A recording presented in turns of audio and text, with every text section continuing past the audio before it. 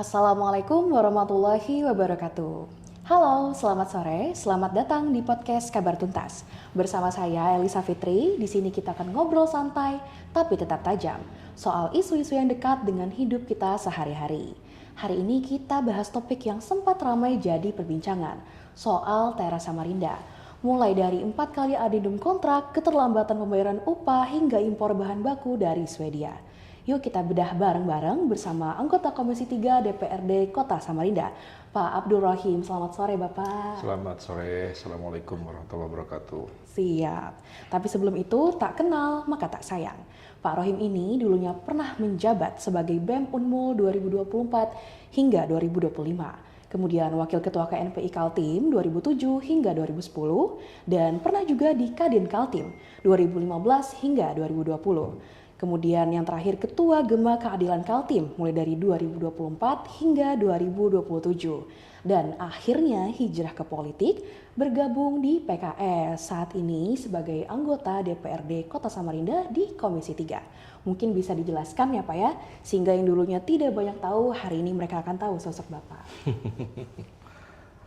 Ya, jadi saya memang berkecimpung di politik itu kalau secara kepartaian sebenarnya sudah cukup lama ya. Jadi saya bergabung di KNPI itu kan merupakan representasi dari organisasi saya partai anak muda di PKS.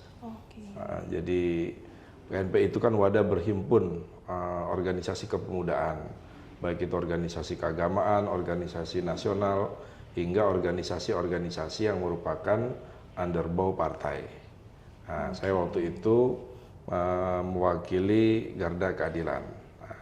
Artinya sebenarnya sejak saat itu saya sudah terlibat di partai. Cuman biasanya kan orang berpikir bahwa seseorang itu terjun secara seutuhnya di pentas politik itu kalau dia sudah terlibat secara aktif di pentas eksekutif legislatif. Siap. Nah, itulah yang saya mulai secara serius berdasarkan instruksi amanah dari partai di Samarinda itu sejak pemilu 2014. Ya, 2019, sorry. 2019, kemudian saya tidak terpilih karena suara saya terbesar kedua waktu itu. Namun di penghujung periode DPRD 2019-2024 terjadi dinamika di internal partai sehingga kemudian sampai pada terjadinya proses PAW anggota DPRD dari Dapil 5 Samarinda. Nah, sehingga saya diri 2024, jadi di tahun kelima itu akhirnya masuk ke DPRD melalui mekanisme PAW. Ya, nah itu kemudian 2024 kembali dilakukan pemilu untuk periode 2024-2029 dan sebagaimana yang sudah diketahui bersama, saya kembali diberikan kepercayaan untuk kembali menjadi salah satu anggota DPRD Kota Samarinda mewakili masyarakat yang ada di Dapil 5, Kecamatan Samarinda Utara dan Sungai Pinang. Spiritnya apa nih Pak yang dibawa dari awalnya aktivis ya Pak ya, kalau bisa dibilang, kemudian ke anggota DPRD nih Pak? Iya, saya ini memang sejak kecil setelah saya coba untuk merenungi ya. Jadi jiwa-jiwa sosial, jiwa-jiwa organisasi itu memang tumbuh dari kecil. Jadi di SD itu saya sudah ikut pramuka secara aktif, juga ikut di pencak silat PSHT waktu itu. Itu ikut secara aktif dan grup pramuka saya itu qadarullah sering ditunjuk menjadi perwakilan dari sekolah untuk mengikuti kegiatan-kegiatan di skala daerah. kabupaten di Penajam waktu itu. Nah, itu dan terus di SMP saya jadi ketua OSIS, ya. Kemudian di SMA juga saya pengurus OSIS, karena boarding school saya juga jadi ketua asrama, sempat menjadi kader penegak disiplin, waktu itu program disiplin nasional di Balikpapan. Saya kembali mendapatkan kepercayaan untuk menjadi salah satu anggota penegak disiplin nasional waktu itu. Bahkan di waktu saya SMA saya udah pernah mimpin demo. Oke, siap. Iya, jadi di Balikpapan dulu itu pernah ada polemik soal perda, kalau saya tidak salah ingat, terkait dengan terkait dengan miras. Oke.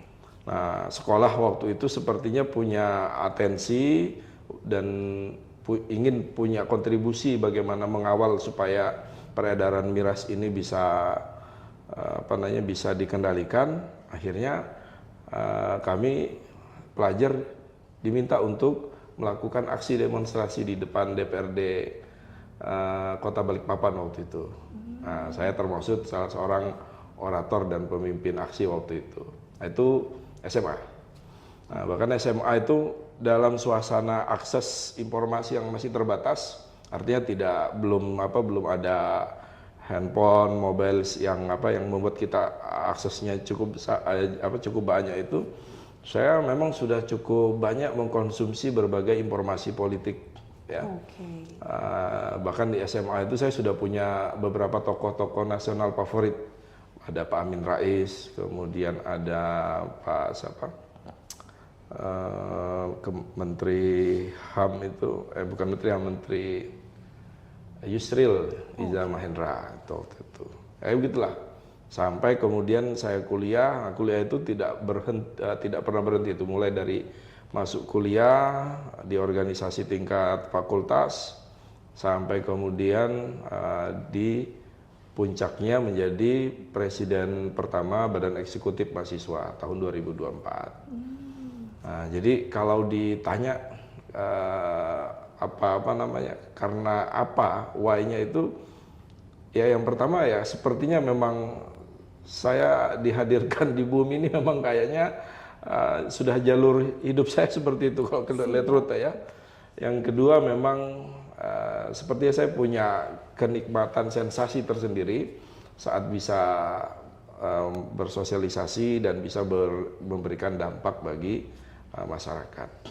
Kira-kira ya alasannya kurang lebih seperti itu. Oke. Ada nggak sih Pak isu-isu tertentu yang paling menarik perhatian Bapak nih semenjak Bapak menduduki di Komisi 3 ini Pak? Sebenarnya kita kan di komisi itu penugasan ya. Siap.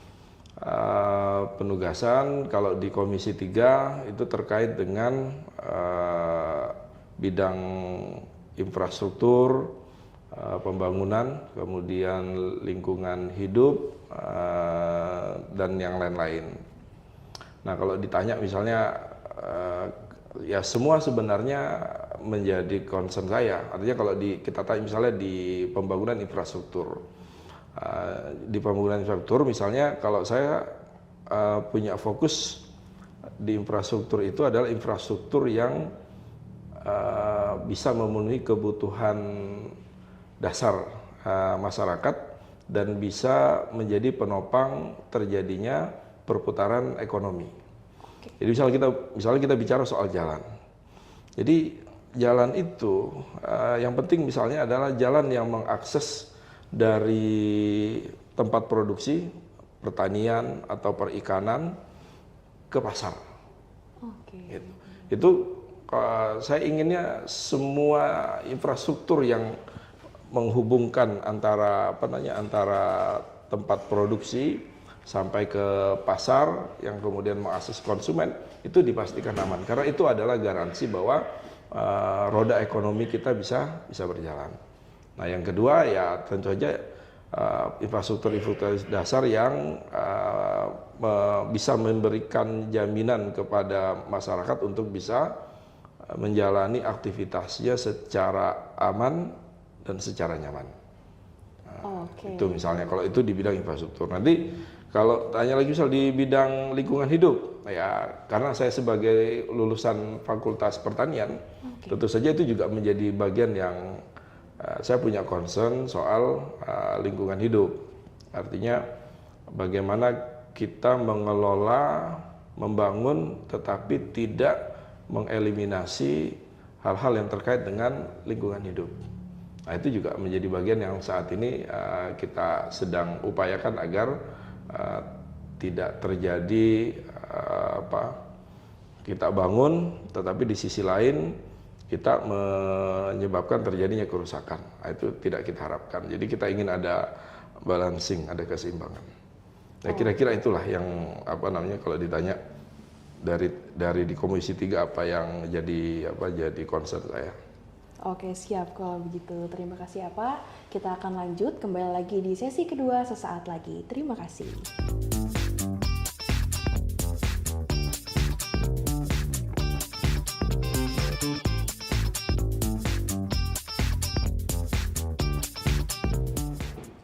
Sesi kedua bersama saya Lisa Fitri, kembali lagi di podcast Kabar Tuntas. Kita akan membahas persoalan teras Samarinda sesuai tema hari ini. Kenapa Pak Rohim peduli terhadap teras Samarinda? Bisa dijelaskan Bapak?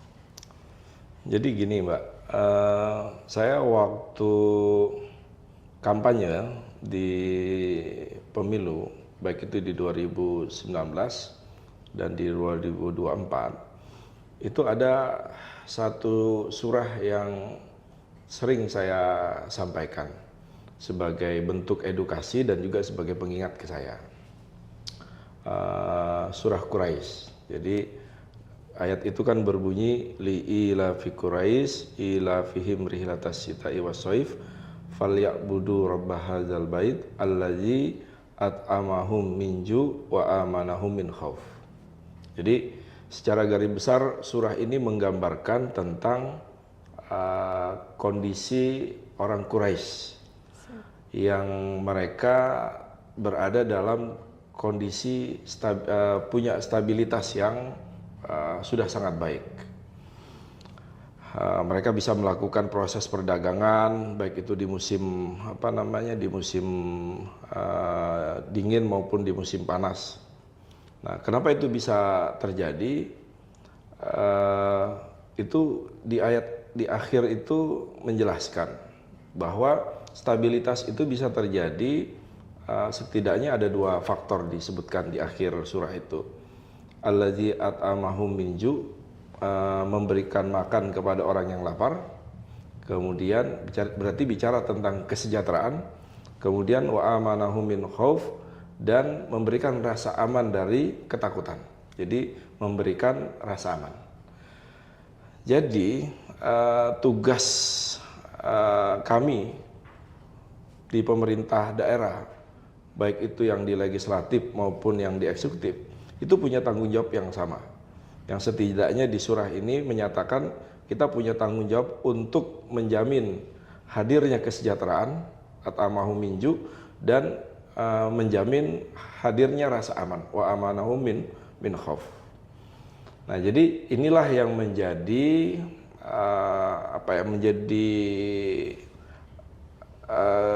guideline saya. Jadi ini yang menjadi koridor saya dalam kerja-kerja saya di DPRD.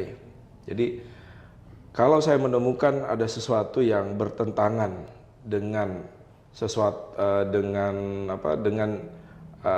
terkait dengan pemenuhan kesejahteraan dan pemenuhan rasa aman, maka disitulah saya akan bereaksi. Nah, kira-kira secara sederhana begitu. Dan itulah yang kemudian terjadi saat polemik terkait dengan pekerja teras Samarinda itu muncul, yaitu ada komponen terkait dengan kesejahteraan dan rasa aman bahkan yang belum dipenuhi. Karena para pekerja teras Samarinda ini ternyata tidak atau belum mendapatkan hak mereka untuk mendapatkan upah atas pekerjaan yang sudah mereka lakukan. Nah, disitulah kemudian saya akhirnya memberikan atensi sampai pada titik kemudian memberikan reaksi yang konon katanya itu viral sejagat apa itu? Sejagat raya medsos. Sejagat raya. Siap. Ya, kira-kira begitu. Oke, berarti kenapa nih Pak ekspresi itu bisa muncul nih karena apa dan setelahnya bagaimana Pak? Ya, jadi kan masalah upah pekerja teras itu sudah, kan saya masuk di DPRD 2024. Siap. Ya kan, di 2024 bulan 2023 ya, masuk di 2023 bulan Agustus. Dan pekerjaan proyek pembangunan teras Samarinda itu kan berjalan saat itu. Artinya satu sisi ini ada sebuah proyek yang diharapkan akan menjadi kebanggaan bagi pemerintah kota dan bagi masyarakat, ya, karena akan mengubah wajahnya kota Samarinda bagi yang mereka datang mengunjungi Samarinda, sehingga teras ini kan menjadi pembicaraan, menjadi atensi publik itu. Nah, di tengah-tengah ekspektasi publik yang begitu tinggi terkait dengan teras Samarinda waktu itu, tiba-tiba muncullah episode demi episode drama tentang persoalan ternyata ada hak para pekerja yang mengerjakan sebuah proyek yang akan menjadi simbol kebanggaan bagi warga kota Samarinda yang ternyata belum tertunaikan. Siap. Ya. Jadi di aspek teras Samarindanya, dan yang kedua ya tadi di aspek kemanusiaannya, bahwa ternyata dengan alokasi anggaran yang begitu besar, kurang lebih 36 miliar kalau saya tidak salah ya, kurang lebih, itu ada upah pekerja yang nilainya kurang lebih 500 juta yang tidak tertunaikan. Itu kan sesuatu yang menghentak kita. Kalau misalnya yang tidak ditunaikan ini nilainya misalnya 10 miliar misalnya, mungkin kita masih mungkin ada mismanagement atau apa. Tapi ini kan angka 500 juta dari 36 miliar, tapi tidak bisa selesai. Itu kemudian itu yang akhirnya ini ada apa gitu. Nah, sampai pada titik dan ini kan ke DPRD itu, makanya pada kejadian yang di tanggal 27 Februari itu saya sempat sampaikan di forum itu. Saya bilang saya tidak mau Bapak Ibu datang lagi ke DPRD Samarinda. Oke. Itu istilahnya itu bahasa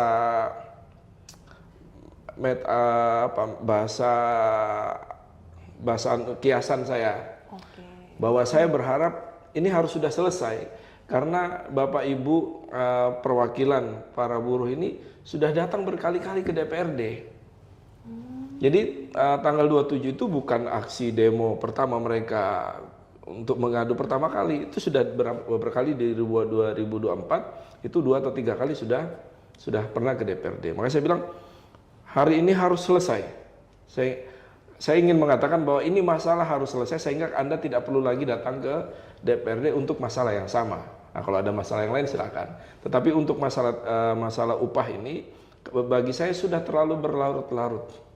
Dan kita menyaksikan di berbagai media itu terpublikasi pekerja yang harus berjalan kaki dari teras Samarinda ke terminal karena mereka tidak punya ongkos. Kemudian ada lagi cerita pilu tentang istri seorang pekerja yang menceritakan mereka diusir dari kontrakan mereka karena mereka tidak bisa membayar dan akhirnya harus tidur mengontrak tempat yang sebenarnya itu adalah gudang. Dan di situ digambarkan di media waktu itu kan digambarkan tempatnya bau, tempatnya sumpek dan lain sebagainya. Itu kan sudah terpublikasi itu sejak di 2024. Dan kita mengkonsumsi itu. Kami di DPRD tentu saja memberikan atensi, ini ada apa? Ya. Sampai pada titik yang tanggal 27. Nah, tanggal 27 itu kan awalnya mereka aksi di depan DPRD.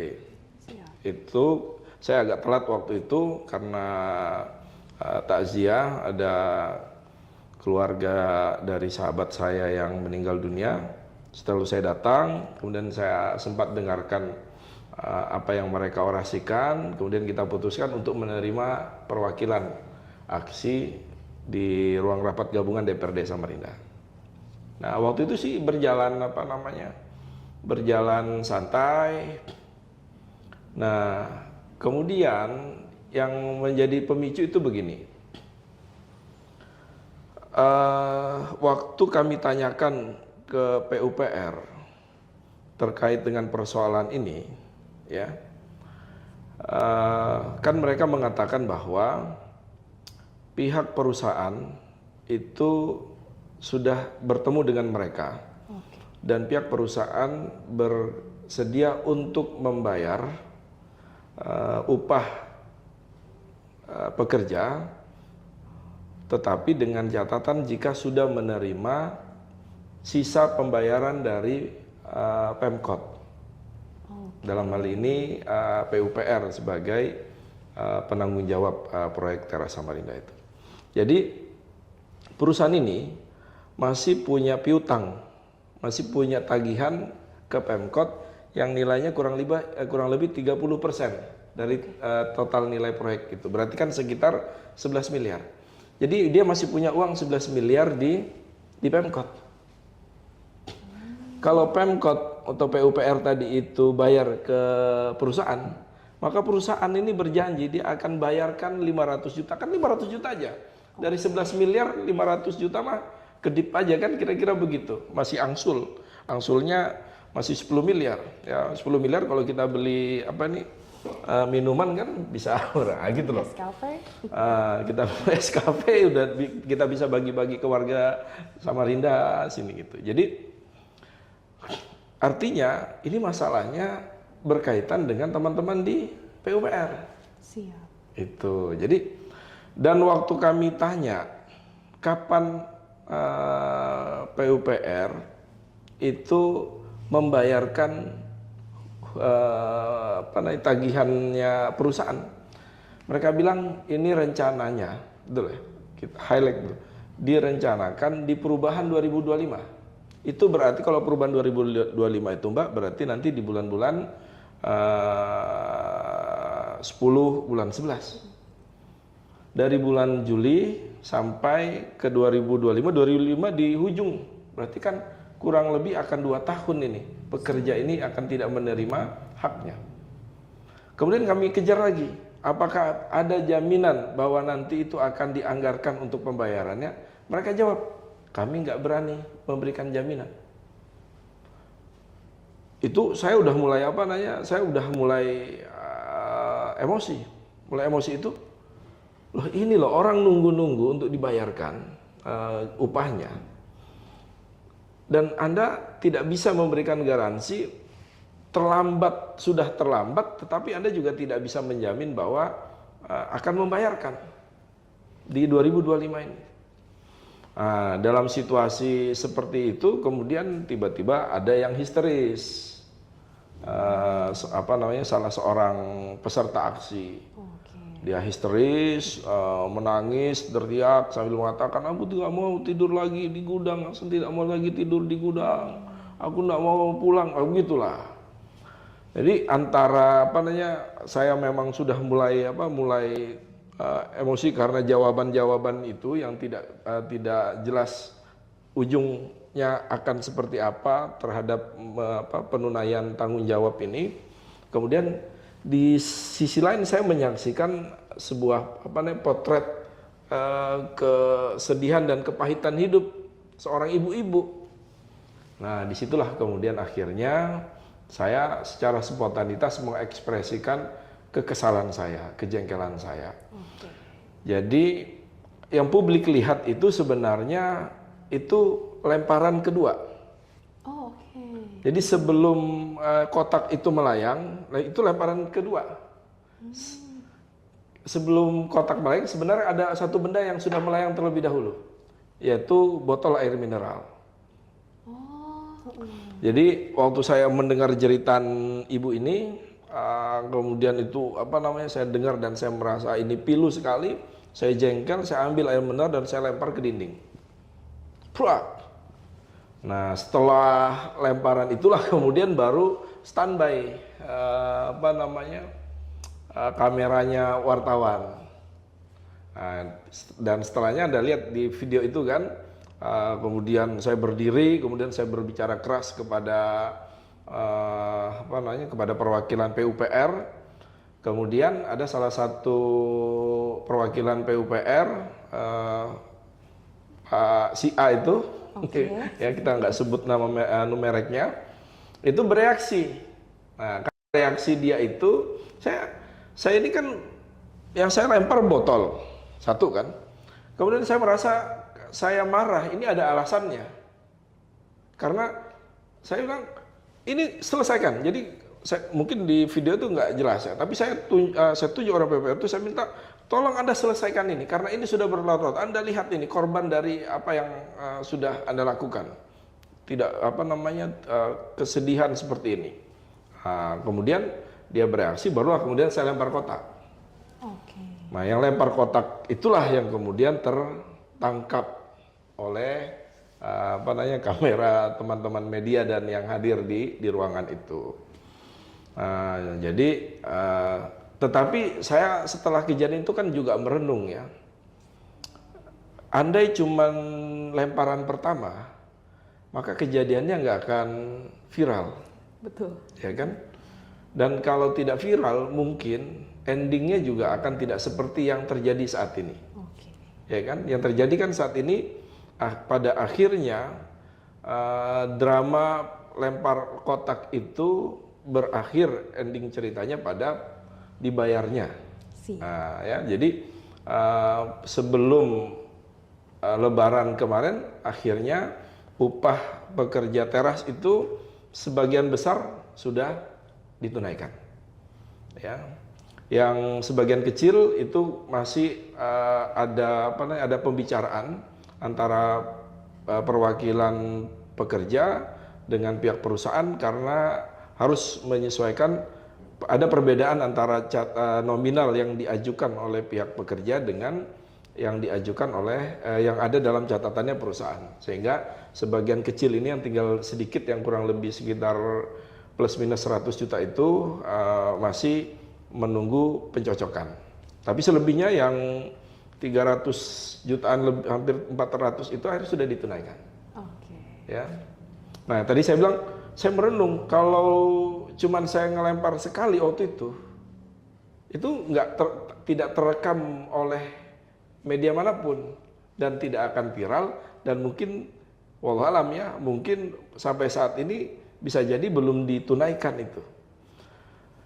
Tapi karena ada lemparan yang kedua lah yang kemudian yang membuat itu viral, tertangkap kamera. Nah, sehingga saya merasa mungkin ini, tapi dari saya, mungkin kenapa sampai ada lemparan kedua, ini saya merasa mungkin ini adalah jawaban Tuhan atas doa-doa para pekerja yang selama ini merasa terzolimi.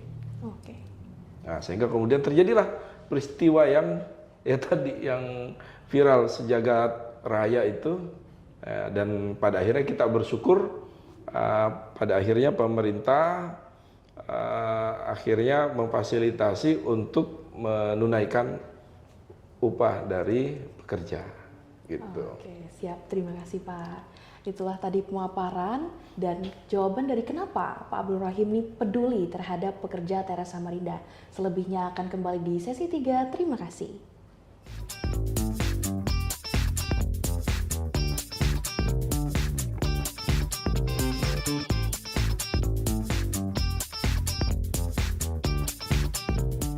Kembali lagi bersama saya Elisa Fitri. Di sesi 3 kali ini, sebelum kita akhiri, dimohon kepada Pak Rohim menyampaikan closing statement atau pesan penutup nih Pak kepada para pemirsa Kabar Tuntas. Ya, yang pertama uh, saya ingin sampaikan kesyukuran dulu. Siap. Ya, bahwa polemik yang sudah terjadi kurang lebih dari 1 tahun itu akhirnya berakhir, dan alhamdulillahnya itu berakhir indah, ya. Siap. Apa tuh kalau istilah sinetron itu jadi apa? Happy ending. Siap, ya. betul. Happy ending berupa upah pekerja teras Samarinda yang tadi merupakan salah satu simbol kebanggaan warga kota Samarinda, itu akhirnya bisa ditunaikan. Ya. Jadi kita anggap itu selesai, meskipun tadi masih ada pencocokan untuk di beberapa pekerja. Tapi secara umum polemik ini sudah berakhir, sudah happy ending dengan sudah dibayarkannya upah pekerja yang bekerja di teras Samarinda. Oke. Itu yang pertama. Yang kedua, ini harus menjadi jadi bahan untuk semua pihak untuk menjadi bahan pembelajaran. Ya. Artinya pembelajaran bagi semua pihak itu ya masing-masing mengambil insight positif, ya. Nah, termasuk kepada rekan-rekan mitra kami di pemerintah kota, semoga ini juga bisa menjadi bahan introspeksi ke depannya agar terkait dengan seluruh aktivitas kegiatan yang dilakukan diupayakan untuk tidak menyisakan residu-residu yang pada akhirnya kalau katanya Pak Wali Kota itu kan menimbulkan polemik yang yang tidak produktif, ya. Tetapi kan pada akhirnya ini terjadi karena adanya masalah komunikasi dan lain sebagainya di teman-teman. Jadi ini semoga bisa jadi pembelajaran sehingga ke depan kita berharap kejadian yang sama tidak akan terulang lagi, ya. Apalagi ini soal hak. Kalau kita sebagai seorang muslim, maka sebenarnya gaji pekerja itu upahnya itu harus ditunaikan sebelum kering keringatnya. Oke. Nah, ini bukan cuman kering, udah ganti keringatnya. Iya kan, udah ganti berkali-kali, berpurnama-purnama gitu. Kemudian yang lain, ini juga penting. Kan ada yang nanya ke saya, Pak, setelah polemik ini sudah meredah ya, dan setelah dibayarkannya upah karyawan, Pak, dengan pihak PUPR-nya, dengan si A-nya, sudah maaf-maafan Pak? Sudah maaf-maafan belum Pak katanya? Saya respon, saya harus minta maaf kepada siapa? Karena saya tidak merasa melempar seseorang.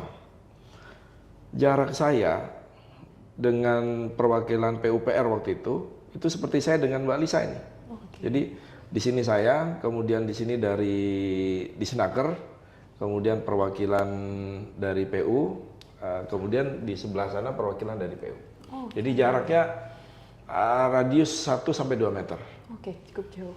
Bukan cukup jauh, sangat dekat. Artinya kalau saya pegang Mbak Lisa kan sampai aja. Artinya kalau saya melempar Mbak Lisa, pasti kena. Oke. Nah itu. Tapi tidak ada yang kena. Kenapa? Karena memang saya mengekspresikan kejengkelan saya, kekecewaan saya itu tidak dengan melempar ke arah personalnya. Saya lempar ke arah dindingnya. Jadi 2 kali lemparan itu semuanya ke arah dinding. Ya. Nah, cuman memang kamera ini kan tergantung sudut ya.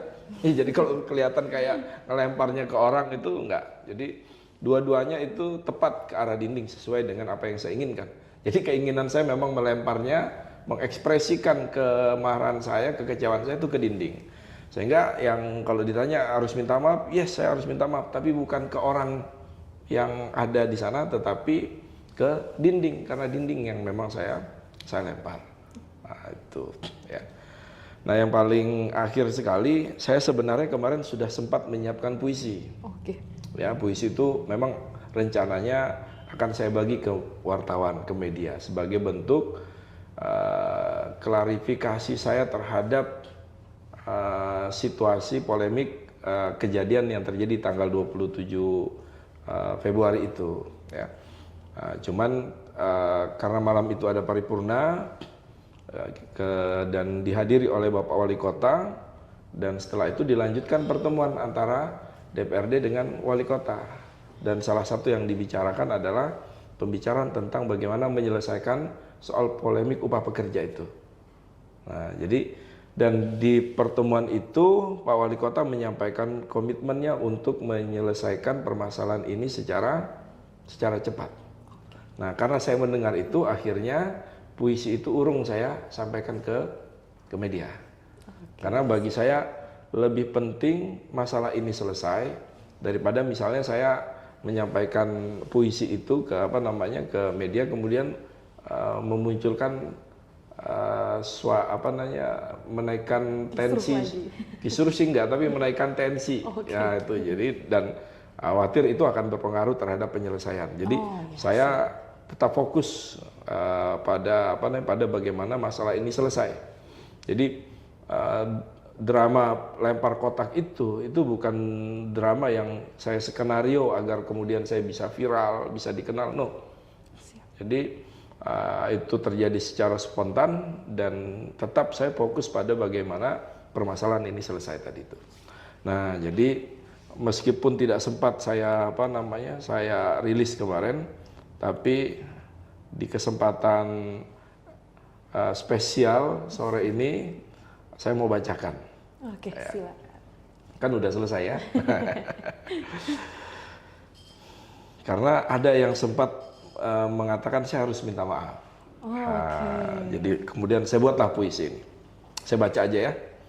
Mohon maaf saya tidak pandai membaca puisi ini. Maaf. Maaf sesaat aku gelap mata. Jiwaku meronta, sukmaku murka, dan maaf jika aku terlihat sedikit berbeda. Aku frustasi. Di hadapanku, seorang ibu mencurahkan isi hati. Sangat menyayat, menggugah nurani. Aku kecewa. Di hadapanku, ada yang punya kuasa, tapi tak bisa berbuat apa-apa. Kita ini bergelar pejabat, diberi kedudukan terhormat.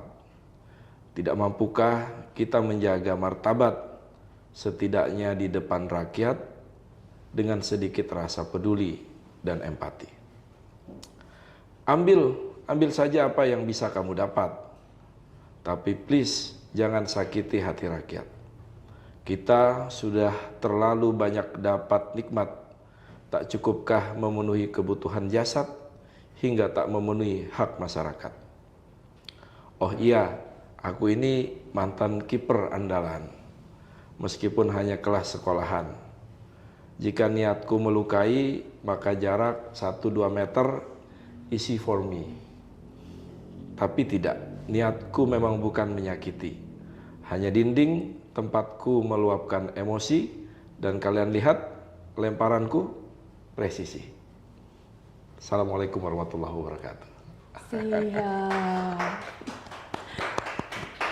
Iya, itu dia tadi ya pemirsa podcast Kabar Tuntas, obrolan kita soal Teras Samarinda bersama Pak Abdul Rohim. Puisinya sangat menyayat hati ya Bapak ya. Oh gitu ya. Terima kasih.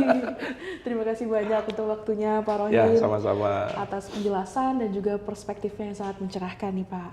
Jangan lupa tetap kritis, tetap peduli, dan sampai ketemu di episode selanjutnya.